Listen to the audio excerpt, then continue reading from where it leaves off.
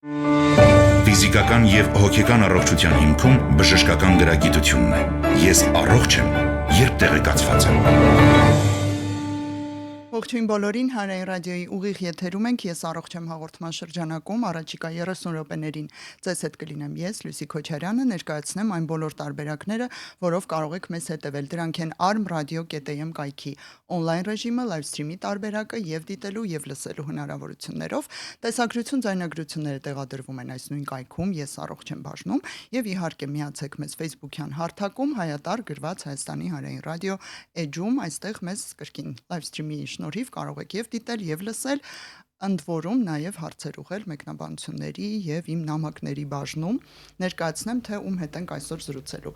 Wigmore կանանց եւ երեխաների հիվանդանոցի մասնագետներ, մանկական անեսթեզիոլոգ, ռեանիմատոլոգ Մանյա Սարգսյան, ողջույն։ Բարև ձեզ։ Եվ մանկաբույժ Ալիսա Կիրակոսյան, ողջույն։ Բարև ձեզ։ Շնորհակալություն թեմայի առաջարկի համար, թեմայի առաջարկը ձեր կողմից էր, քանի որ ջրահեղձությունից կանխարգելման համաշխարհային օրվան է նվիրվելու, այսօրվա մեր օրը, սակայն դա այսօր էր, թե հուլիսի 25-ին։ Այո, մենք ընդառաջ ոնց որ, ընդառաջ այդ օրվան, քանի որ մեր եթերը այսօր է, իսկ օրը վաղն է նշվում, սակայն մենք այսօր կխոսենք ավելի շատ ամռան ընթացքում երեխաներին պաշտպանելու եւ երեխաների այսպես անվտանգությունը ապահովելու մասին ընդհանրապես ամռանը, որովհետև ամռանը առանձնահատուկ սրվում եւ վերև են գալիս դրսևորվում են տարբեր խնդիրներ։ Թերևս սկսենք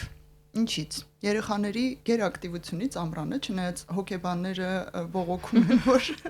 երեխաները այդքան էլ ակտիվ չեն, էկրանների առաջ են ավելի շատ նստած, բայց դուք երկուստ էլ շատ մեծ փորձ ունեք։ Հիմա ինչ միտում է նկատվում, մի քիչ հնարավոր է երեխաներին այսպես պոկել եւ ֆիզիկական ակտիվության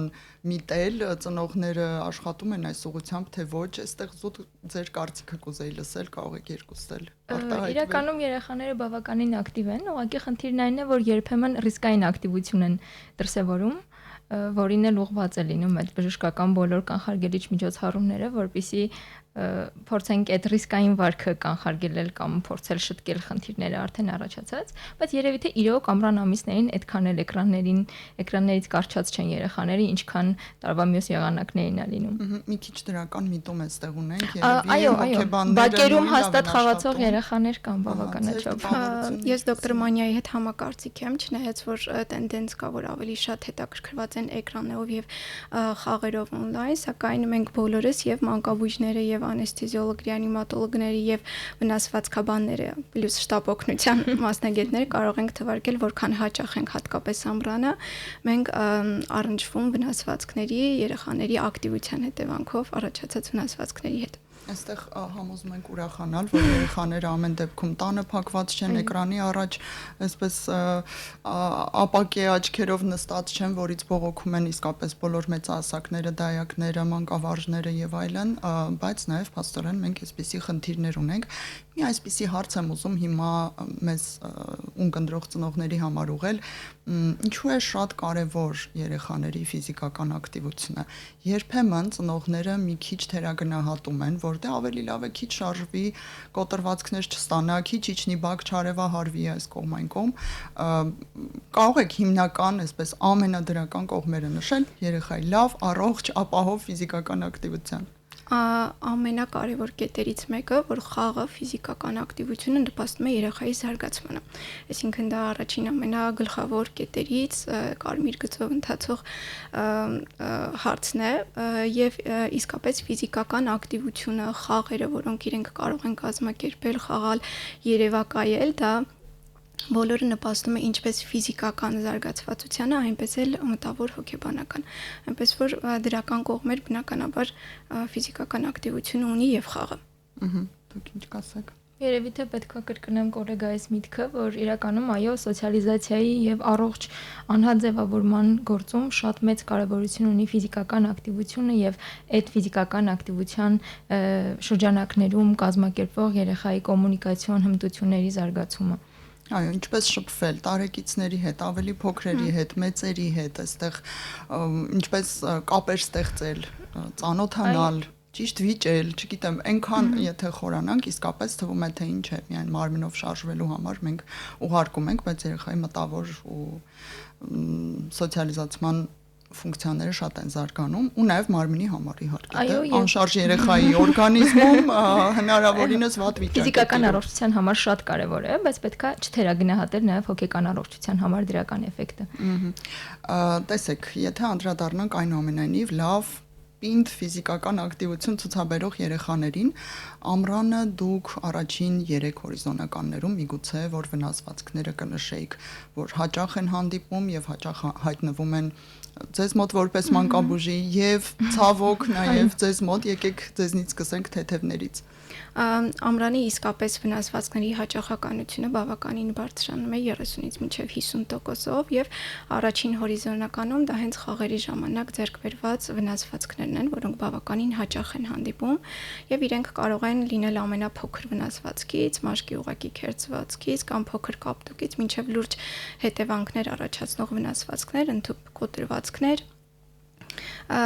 հաջորդ վնասվածքը նաև ջրահեղձությունն է, որը դարձյալ հաճախ է հանդիպում հատկապես ամռան ամիսներին եւ երրորդ հորիզոնականում երևի իմ փորձից ելնելով ավելի շատ կավելացնի շան կենթանիների գծած վերքերը, այո դրանք ամենահաճախ հանդիպողն են։ Իհարկե վնասվածքները նաև ինչ որ առումով տարիքային խմբերի են բաժանում, բայց ընդհանուր առմամբ դրանք ամենահաճախ խնդիրներն են, որով դիմում են։ Եթե մենք վերցնենք մինչև դեռահասության տարիքը առայժմ, այսինքն վաղ մանկականից մինչև մոտավորապես 12 տարեկանը, որ տարիքային խումբն է ամենառիսկայինը, որ պետք է շատ աչալուրջ լինել, չմտածել, որ ինքն իրեն կանցնի, չգիտեմ, արագ շտապօգնություն կամ դեպի հիվանդանոց տեղափոխել, ինչ կասեք։ 1-ից մինչև 4 տարեկան երեխաների խումբը ամենառիսկայինն է, նախ առաջին հերթին վնասվածքներ ստանալու առումով, որովհետև իրենք ուղղակի պետք է ծնողի վերահսկողության տակ լինեն անմիջական, այսինքն թողնել, հեռանալ, թողնել, որ խաղալ չի կարելի, որովհետև այդ տարիքի երեխաները ռիսկերը ոչ թե լավ չեն գնահատում, այլ չեն գնահատում եւ գնահատել, որ դա վնասակար է, այդ գիտակցումը դեռ չկա։ Դրա համար իրենք պետք է գտնվեն հսկողության տակ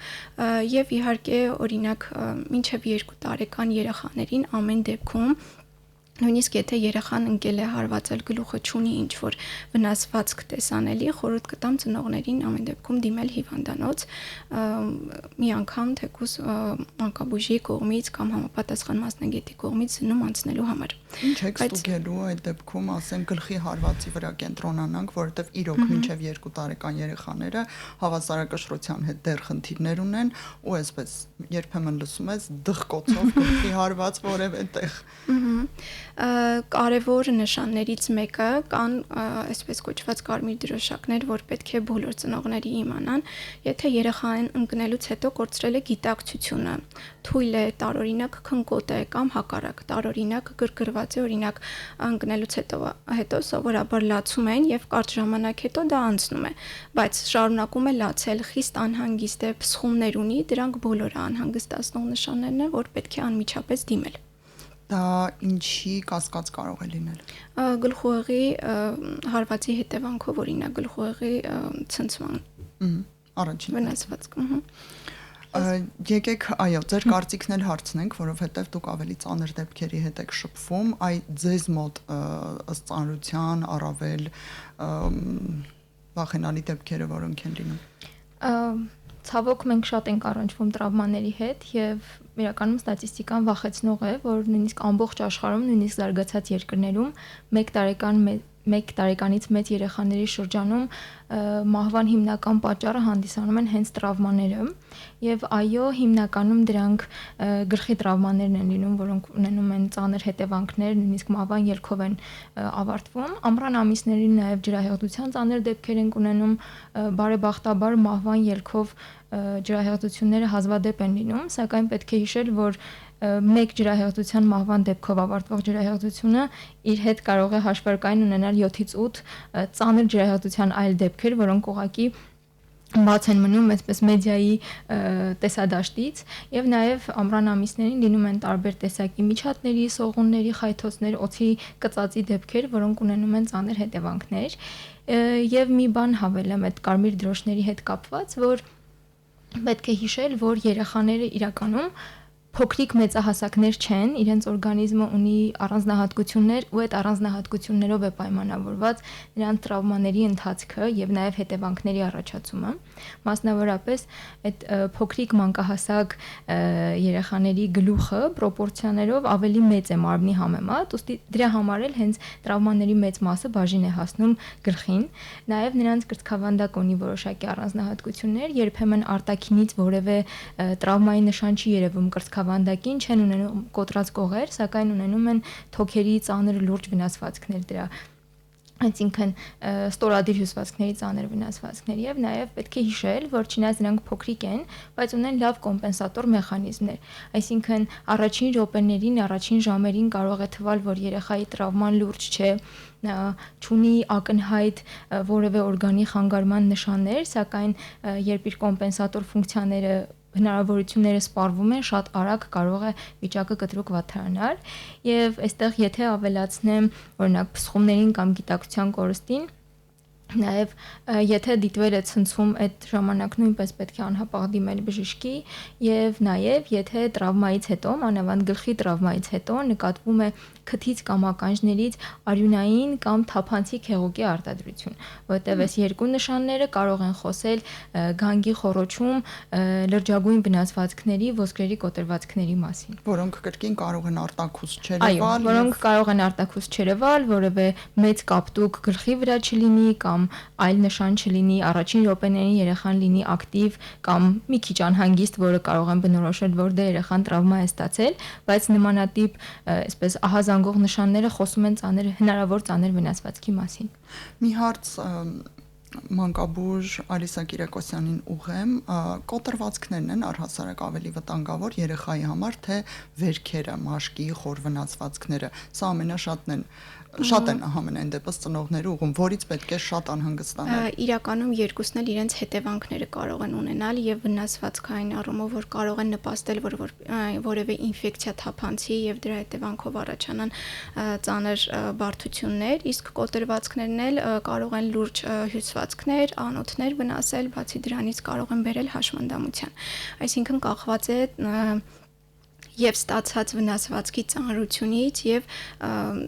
ինչպիսի վիճակում է այն տեղի ունեցել։ Կոտրվածքների հետ կապված նաև կուզեի հավելել եւ լրացում անել դոկտոր Մանյային, որ շատ կարեւոր է ուշադիր լինել, որովհետեւ կարող է երեխան օրինակ վնասված լինի վերջույթը, բայց ամբողջությամբ վերջույթի շարժումների սահմանափակում չլինի, այսինքն եթե նկատում ենք ցավ, անհանգստություն, նույնիսկ եթե երեխան ինչ որ չափով վերջույթը կարողանում է օգտագործել, դա նույնպես ցույցում է, որ պետք է դիմել բժշկի։ Իհարկե մեզ միշտ գրավում են եւ առաջին հերթին ակնառու են այն վնասվածքները, որոնք ընթանում են տեսանելի փոփոխությունով, այսինքն եթե մենք ունենք արտահայտված կապտուկ, այտուց, վերջույթի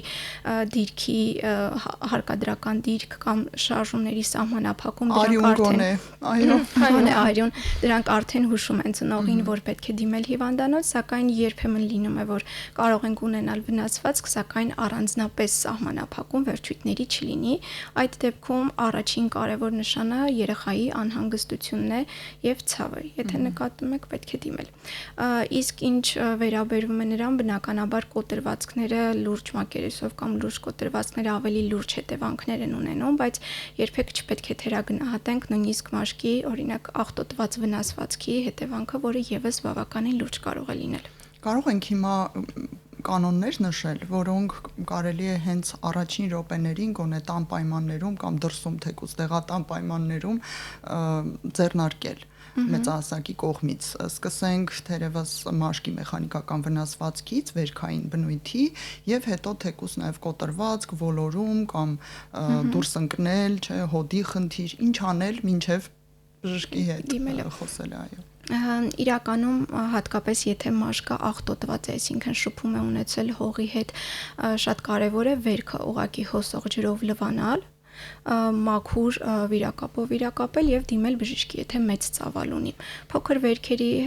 դեպքում բավական է ուղղակի լվանալ եւ մաքուր պահել իրեն։ Նույն սկզբունքը վերքը նաեւ լվանալը վերաբերվում է, երբ որ ունենք օրինակ կենդանու կծած, շան կծած եւ այլն առաջին օգնությունը վերքը դա լվանալն է։ Սովորական մաքուր ջրով, օճառ կարելի է։ Կծած վերքերի դեպքում այո կարող են օճառը օգտագործել։ Իսկ ինչ վերաբերվում է կոտրվածքներին, վնասվածքներին, եթե նկատում ենք, որ ունենք սահմանափակում, երեխան վերջույթը հարկադրական դիրքում է պահում, պետք չէ ստիպել նրան ուղղել վերջույթը կամ մենք ինքներս փորձենք դա բերել բնական անատոմիական դիրքի։ Երբեմն փորձում են, պետք է հենց այդ դիրքով, որ դիրքով երեխային որ հարմար է եւ ինքը պահել է, ֆիքսել եւ դիմել հիվանդանոց։ Իսկ ֆիքսելու համար ձեռքի տակ եղած անհրաժեշտ միջոցները կարծում եմ բոլորի տանը կան, հասարակ օրինակ սրբիչ կարող է լինել կամ հաստ ստվարաթուղթ կամ բարձ կարելի է օգտագործել։ Եվ բնականաբար լավ միջոց է նաև սառը օգտագործելը, սառույց օգտագործելը, բայց այդ դեպքում պետք է հիշել, որ սառույցը անմիջապես բաց մաշկի վրա եւ վերքի վրա չի դրվում, այսինքն ինչ որ կտորի մեջ պետքա դրվի եւ վերքից մի փոքր հեռավորության վրա, այդպես պետք է 10-ից 20 րոպե գոնե պահպանենք։ Ինչ կտա դա մեզ, ինչը կզսպի կամ կկանխարգելի։ Ինչ որ չափով այտուցների առաջացումը, ցավի մեղմացում։ Գիտեք, մեզ խնդրում են թեման, քանի որ կարծում եմ բոլորին է հետաքրքիր, ովքեր առնչվում են երեխաների հետ, մեզ խնդրում են արևահարության, երևի հիմա հենց շատ ակտուալ է իհարկե համարվում, արևահարության նշանները ինչպես տարբերակել, որ երեխան արևի տակ է մնացել եւ դա շատ ազդել է իր վրա վնասվել։ Արևահարությունը նույնպես լուրջ խնդիր է, հատկապես մեր երկրի եւ այս եղանակի պայմաններում։ Առաջին հերթին դա օրինակ երեխայի թուլությունն է, գլխապտույտը, մաշկի կարմրությունը, շնչառության հաճախականությունը, դրանք բոլոր այն նշաններն են, որոնք խոսում են արևահարության մասին։ Այդ պահին պետք է երեխային ավելի զով տեղ տանել, շատ հեղուկներ իրեն առաջարկել եւ եթե տեսնում ենք, որ ակտիվությունը չի վերականգնվում, ամեն դեպքում թուլություն կա կամ բավականին տարածված է ամբողջ մարմնով, մակերեսը բավականին մեծ է, դիմել հիվանդանոց։ Բայց առաջին օգնությունը, որը ծնողները կարող են անել, երեխային տեղափոխել ավելի զով վայր, աստիճանական սառեցում ապահովել, նույնիսկ կտորը կարող են թրջել խոշոր զարկերակների կրծքավանդակին, անոթափոսերի հատվածում տեղավորեն եւ մեծ քանակությամբ հեղուկ։ Այստեղ կարեւոր է կուզեի որ նշել, որ չօգտագործեն սառը սուրճ կամ գազավորված ըմպելիքներ, որովհետև դրանք հակառակ ազդեցությունը կարող են ունենալ, սովորական սառը ջուրը լրիվ բավական կլինի։ Այո, դեպ շատ են, քանի որ երեխան օրինակ ջրից հրաժարվում է, արդեն փորձում են որևէ սառը հիմնականում շատ քաղցր ըմպելիքներ առաջարկել։ Ոչ, սովորական ջուրը բավական է եւ մի բան էլ կուզեի որպես լրացում այս ամենի անել, շատ հաճախ լինում է, որ երեխաները ակտիվ ամռան ընթացքում խաղում են եւ խաղի ժամանակ մոռանում են, որ սոված են, ծարավ են եւ հատկապես շոկ եղանակին ծնողի կողմից կարեւոր է, որ ինքը առաջարկի հեղուկ։ Այսինքն ինքը մոտավորապես 20 րոպեն մեկ ցանկալի է, որ գոնե քիչ քանակությամբ հեղուկ առաջարկի, որը ինչ որ չափով կկանխարգելի արևահարությունը եւ դրա հետևանքով առաջացած բարդությունները եւ բնականաբար դա ճիշտ ընտրված հագուստը եւ արևապաշտպան միջոցներն են։ Մանյա ձեզ ավելի բարդ վիճակների վերաբերյալ հարց ուղեմ, լինում է, որ արևահարությունն այնպիսին է լինում կամ այնպիսի ծանր հետևանքներ է ունենում, որ երեխան ուշագնաց լինի կամ ինչ-որ կերպ հայտնվի ձեզ մոտ եւ ինչու է այսպես պատահում։ Այո, ցավոք արևը ունի բացասական ազդեցություն, ընդ որում կարող է ունենալ եւ տեղային հենց մաշկի վնասմամբ բացասական ազդեցություն, նաեւ այդ արևահարությունը կարող է դառնալ արևային հարված եւ այս պարագայում խոսում եւ այս իրավիճակը կարող է դառնալ իրական բժշկական անհետաձգելի իրավիճակ, երբ որ երեխան սկսում է ջերմել, ընդ որում առավել վտանգավոր են այն դեպքերը, երբ ջերմությունը մարմնի հասնում է 40 եւ ավելի բարձր ջերմության եւ արդեն նկատվում է կենտրոնական նյարդային համակարգի խանգարման նշաններ, այսինքն ուղղակի թուլությունը վերափոխվում է քնկոտության, կարող են դրսևորվել ցնցումներ, կարող է դիտվել նույնիսկ գիտակցության կորուստ, այս դեպքում պետք է ձեռնարկելով առաջին օգնության այդ փոքրիկ միջամտությունները անհապաղ դիմել մոտակա բժշկական հաստատություն կամ դիմել շտապօգնություն, որովհետև Այս դեպքում կարող են լինել նույնիսկ այնպիսի խնդիրներ, ինչպիսիք են մկանների քայքայում, սուր երիկամի վնասում, կարող է առաջանալ շոկ, կարող է նույնիսկ դիտվել արյան մակարդելության համակարգի խանգարումներ։ Եվ պետք է հիշել այս ժամանակ, որ ցուցված չէ ջերմիչեցնել երեխային դեղորայքի միջոցով, որովհետև այստեղ խնդիրը մարմնի ֆիզիկական գերտաքացումն է, որը ունեցել է իր բացասական հետևանքը եւ դեղորայքը որևէ ձև չի կարող օգնել երեխային այդ բaragայում, այսինքն այս մեխանիկական սառեցումը ավելի նշանակալի եւ շատ կարեւոր դեր կարող է ունենալ։ Եկեք անցնենք նաև ջրահեղձության խնդրին, հենց մեր խորագիժն էլ ավելի շատ նվիրված է դրան, ինչու է այս խնդիրը հատկապես ամռանը շարունակում այնքան արդիական մնալ, որ տեսեք նույնիսկ համաշխարհային օր կա ու մենք ծնողների շրջանում ավելի շատ վտանգների եւ անհանգստությունների մասին իրոք լսում ենք թունավորման, կծելու, կծած վերքերի, նույն արևահարման վերաբերյալ Բայց ես հիմա զգում եմ, որ շատ քիչ են մտածում ջրի հետ կապված խնդիրներից, որտեղ դե մենք կողքն ենք, ինչ կարող է լինել, եթե հանկարծ ինչ-որ բան նկատենք, մի րոպեում կփրկենք, ինձ թվում է, այստեղ ինքնավստահություն ավելի շատ է, քան իրականում վտանգ կա։ Եթե թույլ տաք, ես ջրահեղձության հետ կապված երևի կխոսեմ թվերով, որը ավելի կստիպի մարդկանց զգոն մոտենալ այս հարցին, տարեկան 300,000 մարդ մահանում է ջրահեղձությունից, որից 70-75 հազարը երեխաներ են։ Դա բավականին բարձր թվեր են եւ ցավոք սրտի 90% այս դեպքերի բաժին է հասնում ցածր եւ միջին եկամուտ ունեցող երկրներին։ Այսինքն հիմնական խնդիրը այդ երկրներում է եւ խնդիրներից մեկը դա եւ երեխայի կողմից ես կխոսեմ մի փոքր երևի դեռահասների մասին, որովհետեւ դեռահաս օրինակ տղաների մոտ բավականին բարձր է ջրահեղձության ցուցանիշների, ինչու որովհետեւ եւ չեն ճիշտ գնահատում ռիսկը եւ իրենց օրգանիզմի հնարավորություններն են գերագնահատում, ինչպես նաեւ մեծահասակների կողմից, որովհետեւ միշտ բոլորիս մոտ կա կարծիք, որ ջրահեղձությունը լինում է այնպես ինչպես ֆիլմերում, օրինակ որ գոռում են, թափահարում, օգնություն կանչում, բայց այդպես չի ինքը լուր է լինում ջրահեղձությունը, այսինքն դուք հնարավոր է տեսնեք երեխային եւ մտածեք, որ նա պարզապես խաղում է։ Եվ դա է հիմնական ամենակարևոր ցուցիչը, որ օրինակ 1-ից մինչև 5 տարեկան երեխաների դեպքում, երբ որ ջրին մոտ են գտնվում, ծնողը կամ խնամող անձը ոչ թե պետք է լինի մի քանի մետր հեռավորության վրա, այլ 1 ձեռքի չափով հեռավորության վրա։ Այսինքն նույնիսկ մի քանի մետր հեռու լինելը կարող է բացասական կողմեր ունենալ եւ ջրահեղձության համար երևի խոսենք թվերով, որ ավելի տպավորիչ լինի։ 2.5 սանտիմետր ջուրը բավական է, որ երեխան ջրահեղձ։ Օй, լավ։ Եվ տևում է բավականին արագ, այսինքն 20-ից մինչև 60 վայրկյանը նույնպես բավական է։ Այսինքն մենք գործ ունենք շատ կարճ ժամանակահատվածի մեջ, որ կարող ենք օգնել կամ հակառակ անդարձալի հետևանքների առնչվել։ Իսկ այս չնչին խորությունների կամ այս փոքր թվերի վերաբերյալ որ տարիքը հատկապես կնշեք փոքր 1-ից 4 տարեկան, ինչու համար դոկտոր Մանյան արդեն նշեց երեխաների մոտ կառուցվածքային առանձնահատկությունները, երեխաների մոտ մարմնի համաչափությունը մի փոքր այլ է, գլուխը ավելի մեծ է, քան մարմնի մյուս կեսերը եւ նույնիսկ եթե դուք մի քանի վայրկյանով երեխային թողնում եք օրինակ ջրի մեջ, տանը, ենթադրենք լոգանքի ժամանակ, հնարավոր է որ երեխան դեմքի վրա ուղղակի ընկնի, քանի որ ավելի մեծ է գլուխը եւ ինքը չկարողանա հետ բարձրացնել իրեն, այսինքն աննշան քանակությամբ ջուրը այդ դեպքում լուրջ խնդիրներ կարող է առաջացնել եւ կուզեի հատուկ նշել, որովհետեւ հատկապես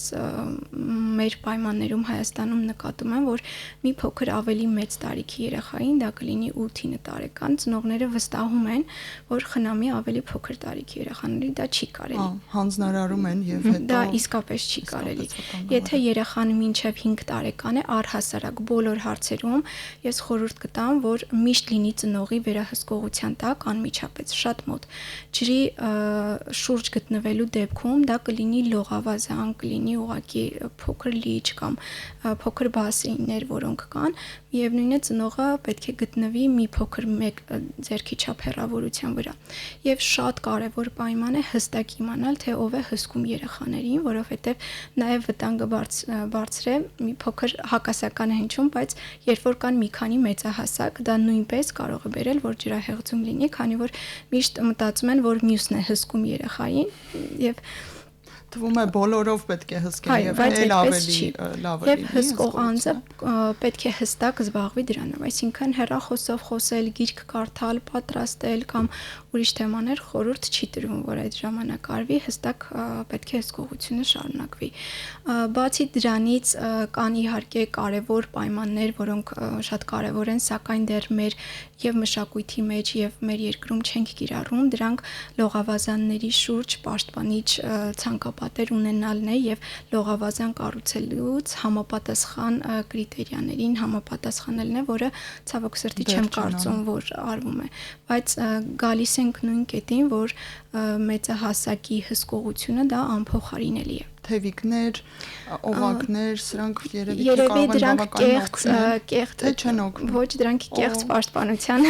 կեղծ վստահության, այսինքն մենք չենք կարող ապահովել եւ գնալ հեռախոսով խոսել օրինակ։ Ոչ, որովհետեւ նույն թևիկը կամ օղակը ինքը կարող է դուրս գալ, օդը կարող է դուրս գալ կամ հակառակ երեխան հնարավոր է որ պտտվի օղակով եւ դա խանգարի հետ պտտվելուն։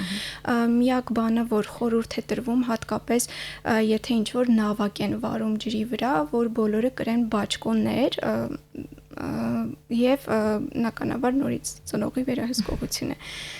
Այսինքն նույնիսկ բաճկոն կրելը օղակը եւ այլն, դրանք ոչ ոք, ոչ մեկը չի ապահովելու կանխելու ջրահեղձությունը։ Մանյային կուզեի հարցը հաջորդ ուղղել, եկեք այ փորձանքը պատահել է եւ առաջին քայլեր էլի կան ձեռնարկելու ջրահեղձության ճակատագրական ելքերից խուսափելու համար, ինչ անել, մարդիկ էս առաջին բուժօգնության եւ առաջին օգնության կանոններին ես անձամբ շատ քչերին գիտեմ, որ տիրապետում են, հենց հիմա կարող ենք մի քանի շատ արագ կանոններ կայացնել։ Այո, երեխային պետք է նկատելուց հետո անհապաղ ջրից հանել դուրս եւ առաջին հերթին ստուգել արդյոք երեխան շնչում է եւ ինչպիսին է նրա գիտակցությունը։ Այս բոլոր գործողությունների վրա յուրաքանչյուրի վրա պետք է փորձել ծախսել 10 վայրկյանից ոչ ավելի ժամանակ, որովհետև այդ ստուգումների իրականացման երկարատև ընթացքը կարող է խլել մեզ նրան բուժօգնություն ցուցաբերելու ժամանակից։ Պետք է երեխային արագ